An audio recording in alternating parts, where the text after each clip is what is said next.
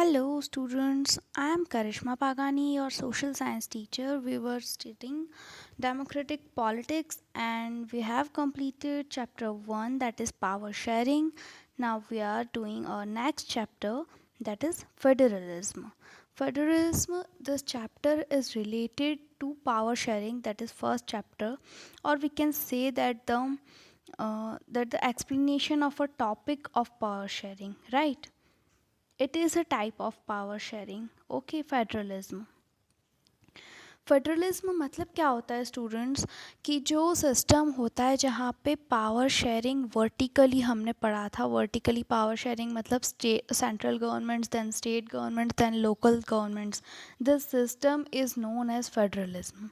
ठीक है, जहाँ पे अलग अलग फेडरेशंस अपने अपने रीजन को गवर्न करते हैं independently, that is federalism. Okay, I hope आपको आइडिया लग गया होगा कि फेडरलिज्म हम किसके बारे में पढ़ने जा रहे हैं, किस टॉपिक के बारे में इस पूरे चैप्टर में पढ़ेंगे. Overview. In previous chapter we noted that vertical division of power among different levels of government is one of the major forms of power sharing in modern democracies. हमने लास्ट चैप्टर में क्या पढ़ा कि vertical division जो होता है power का different levels पे गवर्नमेंट में, और उसी को पावर शेयरिंग का एक मेजर फॉर्म माना गया है और मॉडर्न डेमोक्रेसी में सबसे ज़्यादा पॉपुलर फॉर्म है. Okay, in this chapter we focus on this form of power sharing. इस चैप्टर में हम क्या करेंगे कि इसी पावर शेयरिंग के फॉर्म की पूरी बात करेंगे. It is most commonly referred to as federalism. इसको क्या बोलते हैं हम लोग? फेडरलिज्म बोला जाता है generally. We begin by describing federalism in general items. Starting हम कहाँ से करते हैं? जनरल टर्म्स में फेडरलिज्म क्या होता है. The rest of the chapter tries to understand the theory and practice of federalism in India. Starting हम करेंगे जनरल टर्म्स में फेडरलिज्म क्या होता है, और बाकी पूरे चैप्टर में हम पढ़ेंगे कि इंडिया में फेडरलिज्म की प्रैक्टिस और थ्योरी कैसे होती है. ठीक है. A discussion of federal constitution provisions is followed by an analysis of the policies and politics that has strengthened federalism in practice. मतलब कि फेडरल कॉन्स्टिट्यूशन प्रोविजंस का जो हम डिस्कशन करने वाले हैं उसमें हम लोग उसके बाद क्या क्या पढ़ेंगे? पॉलिसीज़ पढ़ेंगे, पॉलिटिक्स पढ़ेंगे जिसने फेडरलिज्म को बढ़ावा दिया है. ठीक है. Towards the end of this chapter, इस चैप्टर के एंड में हम क्या पढ़ेंगे? We turn to the local government, a new and third tier of Indian federalism. Local governments के बारे में भी हम इस चैप्टर में पढ़ेंगे. So let's begin with your chapter 2. Topic 1 is what is federalism. Federalism क्या है? मैंने आपको पहले ही बताया स्टूडेंट्स कि जो वर्टिकल फॉर्म ऑफ गवर्नमेंट होती है जहाँ पे पावर डिवीजन अमंग गवर्नमेंट्स होता है, central government then state governments then local governments then panchayat, that is all this system is called a federalism. Okay, let us get back to the contrast between Belgium and Sri Lanka that we saw in the last chapter. मतलब last chapter में हमने Belgium और श्रीलंका में पढ़ा था, तो उस contrast को अगर हम रिकॉल करें स्टूडेंट्स, तो बेल्जियम में क्या हुआ था? You can see, you have read that in Belgium there was a power sharing. Central government जो बनी थी उन्होंने डच स्पीकिंग लोगों के बीच में और दूसरी कम्युनिटी के बीच में पावर को शेयर करने के लिए अप्रूवल दिया था. वाइल इन श्रीलंका सिन्हाला लोग ज़्यादा थे और सेंट्रल गवर्नमेंट ने अदर माइनर कम्युनिटीज़ को पावर शेयर करने से मना कर दिया था. वो अपनी पावर इम्पोज करना चाहते थे. तो जब हम उसकी बात करें तो बेल्जियम में फेडरलिज्म था. Okay, You would recall that one of the key changes made in the constitution of Belgium was to reduce the power of central government and to give this powers to regional governments. कि हमने जब, अगर हम याद करें तो Belgium के constitution में एक नया चेंज बनाया था जहाँ पे सेंट्रल गवर्नमेंट की पावर्स को रिड्यूस करके, मतलब कि कम करके, उन पावर्स को रीजनल गवर्नमेंट्स को दे दिया गया था. रीजनल गवर्नमेंट्स मतलब कि पूरे कंट्री में जो छोटे छोटे स्टेट्स हैं उन स्टेट्स की गवर्नमेंट्स को हर एक रीजन की अलग अलग गवर्नमेंट को पावर दे दिया गया था। Regional governments existed in Belgium even earlier, पहले भी रीजनल गवर्नमेंट्स बेल्जियम में एग्जिस्ट करते थे। They had their roles and powers, उनके अपने रोल्स और अपने पावर्स थे, but all this powers were given to this government and could be withdrawn by central government. लेकिन उस टाइम पे क्या होता था स्टूडेंट्स कि उस टाइम पे ये सारी गवर्नमेंट जो होती थी, सेंट्रल गवर्नमेंट, ये सारी पावर्स उनसे वापस ले सकती थी। लेकिन जब चेंज बनाया गया 1993 में, तो उस टाइम पे रीजनल गवर्नमेंट्स को कॉन्स्टिट्यूशनल पावर्स मिल गए, मतलब कि कॉन्स्टिट्यूशन में ही ऐसा लिखा गया था कि ये पावर किसकी है, रीजनल गवर्नमेंट की है। The change that took place in 1993 was that the regional governments were given constitutional powers that were no longer dependent on central government। अब बेल्जियम में जो कॉन्स्टिट्यूशन अमेंडमेंट हुआ था, मतलब कि कॉन्स्टिट्यूशन में चेंज लाया गया था, तो कॉन्स्टिट्यूशन में ही लिखा गया था कि रीजन को इतनी पावर मिलेगी और वो अब सेंट्रल गवर्नमेंट के ऊपर डिपेंडेंट नहीं है, right. Thus, Belgium shifted from a unitary to a federal form of government। इस तरीके से बेल्जियम शिफ्ट कर गया यूनिटरी फॉर्म ऑफ गवर्नमेंट से फेडरल फॉर्म ऑफ गवर्नमेंट पे। स्टूडेंट्स, यूनिटरी फॉर्म और फेडरल फॉर्म, इन दोनों वर्ड्स को समझो। यूनिटरी मीन्स कि सेंट्रल गवर्नमेंट के पास पावर है, वो अपनी पावर चाहे तो किसी को दे दे, शेयर कर दे, और ना चाहे तो अपना पावर उन पे इन्फ्लुएंस कर दे, इम्पोज कर दे, ठीक है। वाइल फेडरल फॉर्म मीन्स कि यहाँ पे सेपरेट सेंट्रल गवर्नमेंट है और स्टेट रीजनल गवर्नमेंट्स भी है, और वो दोनों एक दूसरे पे डिपेंडेंट नहीं है। That is a kind of federal government, okay. Sri Lanka continues to B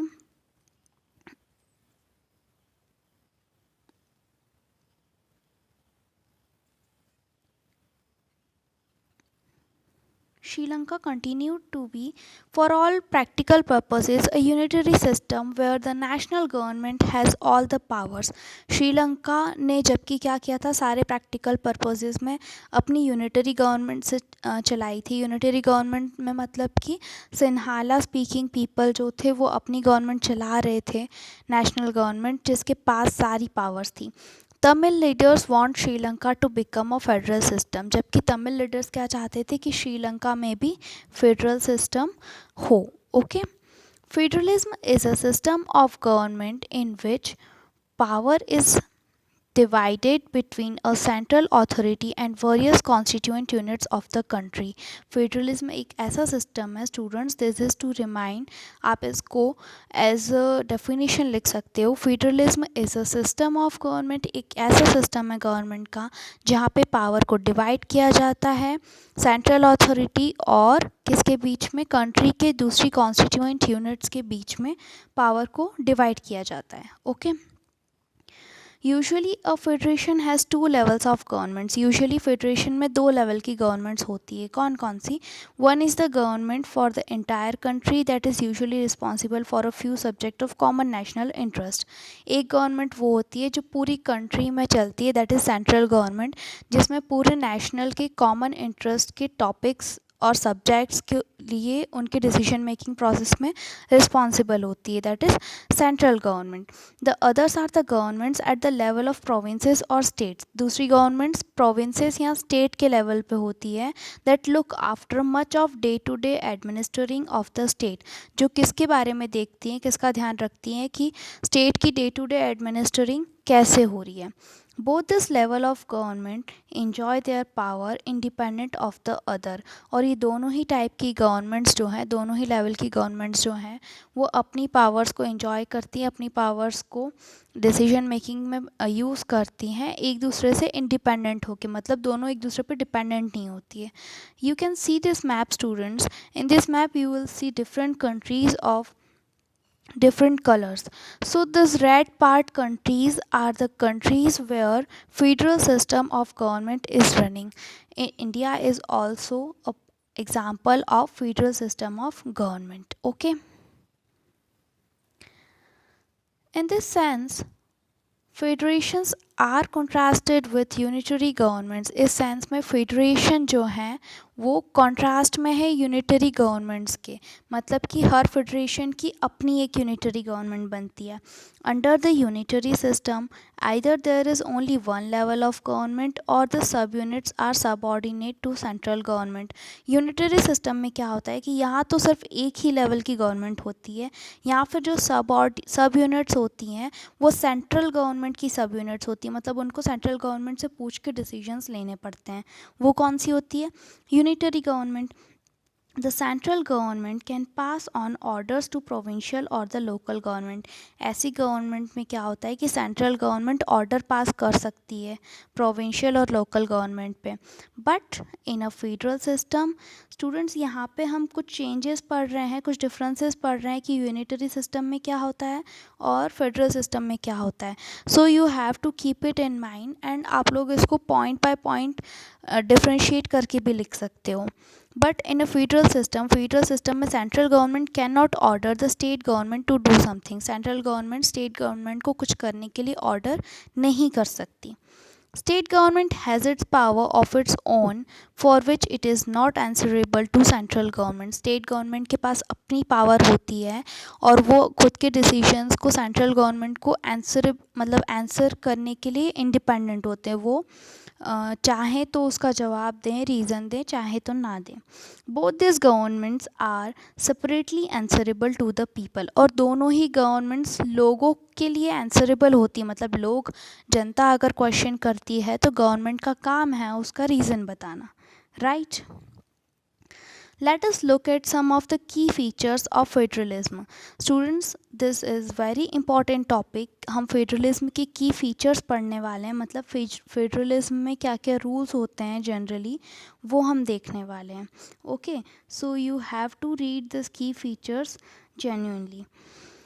first point, there are 2 or more levels और टायर्स ऑफ गवर्नमेंट. मतलब गवर्नमेंट के 2 या 2 से ज़्यादा लेवल्स हो सकते हैं, जैसे कि इंडिया में है central government, then state government, then third tier is panchayat और local government. Right. Second point, different tiers of government govern the same citizens, but each tier has its own jurisdiction in specific matters of legislation, taxation and administration. इसका मतलब कि same citizens लोग वही रहेंगे, तीनों जितने भी टेयर्स होते हैं गवर्नमेंट के वो गवर्न करेंगे, लेकिन अपने खुद के जुरिस्डिक्शन से. ऐसे समझो कि जैसे आप किसी अदर स्टेट में हो, लेट्स से राजस्थान में हो और आप एमपी में आ रहे हो, तो you are the same citizen for Rajasthan government and Madhya Pradesh government. But when you are in Rajasthan, you have to pay taxation, legislation and their rules according to their government. When you are in MP, then MP government can jurisdict you according to their rules. Right. So different tyres जो हैं government के वो same citizens को govern करेंगे, लेकिन उनके खुद के दायरे में रहकर. राइट. जुरिस्डिक्शन मतलब कि आप दायरा समझ सकते हो. The jurisdictions of the respective levels or tiers of government are specified in the constitution. अब देखो सेकेंड पॉइंट में जो आपने jurisdiction पढ़ा कि टैक्सेशन, लेजिस्लेशन और एडमिनिस्ट्रेशन में सब अपने अपने दायरे में रहते हैं, तो वो कौन से दायरे, मतलब कि कौन सी पावर सेंट्रल के हाथ में है, कौन सी पावर स्टेट के हाथ में है, वो कॉन्स्टिट्यूशन में स्पेसिफाइड होता है. This is the third feature कि कॉन्स्टिट्यूशन में, इंडिया के कॉन्स्टिट्यूशन में ये लिखा हुआ है कि किसी सिटीज़न को गवर्न करने की पावर अगर सेंट्रल गवर्नमेंट के पास है तो उसको स्टेट गवर्नमेंट गवर्न नहीं कर सकती. ठीक है, तो ये this thing specified in constitution. So the existence and authority of each tyre of government is constitutionally guaranteed. That is why कि किसी भी अथॉरिटी की एग्जिस्टेंस जो है हर टायर गवर्नमेंट की, वो क्या है, कॉन्स्टिट्यूशनली गारंटीड है. मतलब कि कॉन्स्टिट्यूशन में लिखा हुआ है. ऐसा हम बोलते हैं ना कि लिख के दे दो तो वो चीज़ गारंटी हो जाती है, तो कॉन्स्टिट्यूशनली गारंटीड है. आया समझ में? The fundamental provisions of the Constitution cannot be unilaterally changed by one level of government. मतलब कि अगर कुछ provisions बने हुए हैं, rules बने हुए हैं, कुछ principles बने हुए हैं Constitution में, तो वो सिर्फ एक गवर्नमेंट की लेवल चेंज नहीं कर सकती, उस पे दोनों गवर्नमेंट्स की सहमति एग्रीमेंट होना चाहिए. Such changes require the consent of both the levels of government. ऐसे चेंजेस में क्या होता है कि दोनों गवर्नमेंट का कंसेंट रिक्वायर्ड रहता है. फिफ्थ, अब अगर सोचो कि ऐसा कोई पॉइंट है जहाँ पे स्टेट गवर्नमेंट और सेंट्रल गवर्नमेंट लड़ रही हैं, उन दोनों के बीच में फ़ाइट है, तो उसको कौन जज करेगा? Court. This is your fifth point. Courts have the power to interpret the constitution and the powers of different levels of government. Courts के पास ये पावर होती है कि कॉन्स्टिट्यूशन को इंटरप्रेट करे और गवर्नमेंट की डिफरेंट लेवल्स की पावर को क्या करे? एडमिनिस्टर करे. The highest court act as an umpire if disputes arise between the different levels of government in the exercise of their respective powers. मतलब कि अंपायर कौन बनता है? जब दोनों ही लेवल्स ऑफ गवर्नमेंट्स में डिस्प्यूट्स होते हैं, लड़ाई होती है, किसी टॉपिक पे एग्रीमेंट नहीं हो रहा है, तो हाईएस्ट कोर्ट जो होती है वो इन डिस्प्यूट्स को क्या करती है? ख़त्म करती है. और उनके पास पावर होती है कि वो कॉन्स्टिट्यूशन को इंटरप्रेट करें उनके सामने और कॉन्स्टिट्यूशन में देख के बताए कि कौन सा स्टेट या सेंट्रल दोनों में से किसकी ऑथोरिटी है. Sources of revenue for each level of government are clearly specified to ensure its financial autonomy. अब कॉन्स्टिट्यूशन में ये भी लिखा हुआ है कि गवर्नमेंट चल रही है तो उनके रेवेन्यू सोर्सेज मतलब उनके लिए फंड्स कहाँ से आएंगे, तो हर लेवल की गवर्नमेंट के लिए सोर्सेज कहाँ से कौन ले सकता है वो क्लियरली स्पेसिफाइड होता है. ठीक है, तो कॉन्स्टिट्यूशन में ये लिखा हुआ है कि आप कहाँ से पैसे कलेक्ट कर सकते हो, किस एरिया पे आपका हक है पैसे कलेक्ट करने का. जैसे कि हम देखते हैं कि गोल्ड, सिल्वर और इनके प्राइसेस जो हैं वो सेंट्रल गवर्नमेंट डिसाइड करती है, उनके रेवेन्यू सेंट्रल गवर्नमेंट के पास जाते हैं. वाइल जब हम प्रॉपर्टीज़ को देखते हैं तो हर स्टेट की अपनी अपनी प्रॉपर्टी वैल्यूज़ होती हैं, तो वो स्टेट के दायरे में आता है. Okay. Seventh, the federal system thus has dual objectives. अब फेडरल सिस्टम के इस तरीके से दो ऑब्जेक्टिव्स हो गए. कौन कौन से? To safeguard and promote the unity of the country. Country की यूनिटी को सेफ गार्ड करना मतलब उसको बचा के रखना ताकि यूनिटी ख़त्म ना हो, और उसको प्रमोट करते जाना मतलब बढ़ावा देते जाना. While at the same time accommodate regional diversity. और उसी के साथ साथ रीजनल डाइवर्सिटी भी बना के रखना. मतलब डाइवर्सिटी मतलब क्या कि जो भिन्नता है, जैसे कि कोई पंजाबी, कोई मराठी, कोई राजस्थानी, कोई गुजराती, तो ये रीजनल डाइवर्सिटी जो है उसको भी एक साथ अकोमोडेट गवर्न करते रहना. तो ये फेडरल सिस्टम की दो क्या है? ऑब्जेक्टिव्स है, दो एम्स हैं. जैसे हम बोलते हैं यूनिटी एंड डाइवर्सिटी, तो ये यूनिटी और डाइवर्सिटी ये दोनों ऑब्जेक्टिव्स किसके हैं? फेडरल सिस्टम के हैं. Therefore two aspects are crucial for the institution and practice of federalism. इसीलिए दो एस्पेक्ट्स ऐसे हैं जो इंस्टीट्यूशन और फेडरलिज्म की प्रैक्टिस के लिए क्या हैं? इम्पॉर्टेंट हैं. Governments at different levels should agree to some rules of power sharing. मतलब गवर्नमेंट को एग्री करना चाहिए पावर शेयर करने के कुछ रूल्स से. They should also trust that each would abide by its part of agreement. उनको एक दूसरे पे ट्रस्ट रखना चाहिए, मतलब सेंट्रल गवर्नमेंट स्टेट गवर्नमेंट पे ट्रस्ट करे, उसको एग्री करे, पावर शेयर करने के लिए रेडी हो और इस एग्रीमेंट से उनको ट्रस्ट हो अपनी स्टेट्स पे. An ideal federate system is both aspects. एक आइडियल फेडरल सिस्टम के पास दोनों एस्पेक्ट्स होते हैं, एक म्यूचुअल ट्रस्ट और दूसरा एग्रीमेंट टू लिव टुगेदर. एक तो ट्रस्ट होना चाहिए, दूसरा सहमति होनी चाहिए. मतलब कि ऐसा समझो कि मैं एग्री तो हूँ कि मेरी पावर किसी और कोई और शेयर करे, लेकिन अगर मुझे ट्रस्ट नहीं है तो वो फेडरल सिस्टम आइडियल नहीं बनेगा. एक फेडरल सिस्टम आइडियल कब बनेगा, अच्छा कब साबित होगा? जब दोनों ही चीज़ें साथ साथ में हो, एग्रीमेंट भी हो और म्यूचुअल ट्रस्ट भी हो. Okay. The exact balance of power between the central and the state government varies from one federation to another. एक फेडरेशन से दूसरी फेडरेशन पे मतलब एक स्टेट से दूसरे स्टेट पे सेंट्रल और स्टेट गवर्नमेंट का जो एग्जैक्ट बैलेंस होता है पावर का वो वेरी करता है. मतलब हो सकता है यहाँ पे हो ट्रस्ट या दूसरी जगह ना हो. This balance depends mainly on the historical context in which the federation was formed. और जनरली ये बैलेंस किस चीज़ पे डिपेंड करता है कि उस एरिया की, उस रीजन की हिस्ट्री क्या है, हिस्टोरिकल कॉन्टेक्स्ट क्या है जब वो फेडरेशन बना था. There are two kinds of routes through which federations have been formed. Federations दो तरीके के रूट से बनती हैं. The first route involves independent states coming together on their own to form a big unit.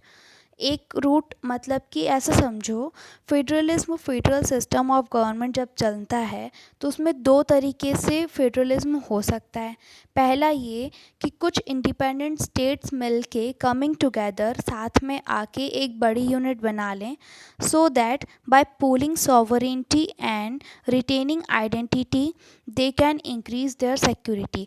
तो इसी तरीके से भाईचारा भी बढ़ेगा और अपनी आइडेंटिटी, एक नई आइडेंटिटी बना के वो अपनी सिक्योरिटी को इंक्रीज़ कर सकते हैं. जैसे कि बड़ा रीजन होगा, बड़ा एरिया होगा तो सिक्योरिटी है ना एक टाइप की. This type of coming together federations include the USA, Switzerland and Australia. और इस तरीके की कमिंग टुगेदर फेडरेशंस के एग्जांपल्स कौन कौन से हैं? USA, Switzerland and Australia. इन तीनों ही कंट्रीज़ में जो कंट्रीज़ के स्टेट्स हैं वो कमिंग टुगेदर फेडरेशंस बना के अपना एक बिगर यूनिट बनाते हैं एरिया, और उस बिगर यूनिट को गवर्न करने वाली गवर्नमेंट्स होती हैं. Okay. In this first category of federations, all the constituent states usually have equal power and are strong vis-a-vis the federal government.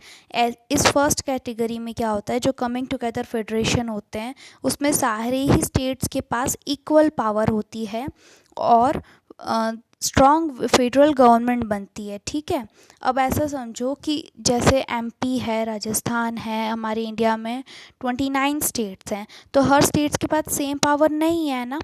लेकिन यूएसए, स्विट्ज़रलैंड और ऑस्ट्रेलिया, वहाँ के जितने भी स्टेट्स हैं और जितने भी फेडरेशंस हैं, जितने भी गवर्नमेंट्स हैं, सबके पास क्या है? इक्वल पावर्स है. The second route is where a large country decides to divide its power between constituent states and the national government. दूसरा रूट क्या है कि एक बड़ी कंट्री डिसाइड करती है कि वो अपनी पावर डिवाइड करना चाहती है स्टेट्स में और नेशनल गवर्नमेंट में.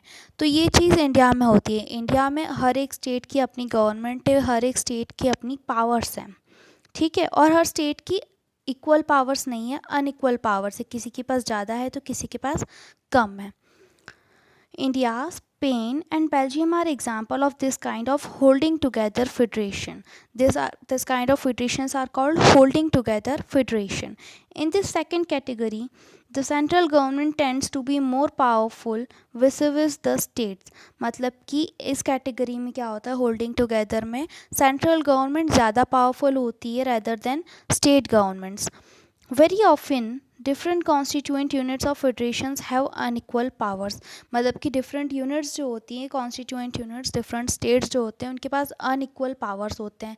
जैसे कि हम पहले देखा था कि जम्मू एंड कश्मीर के पास ज़्यादा पावर्स होता था, लेकिन अभी आर्टिकल 370 हटने के बाद क्या हो गया है, सेम पावर्स हैं उनके पास भी.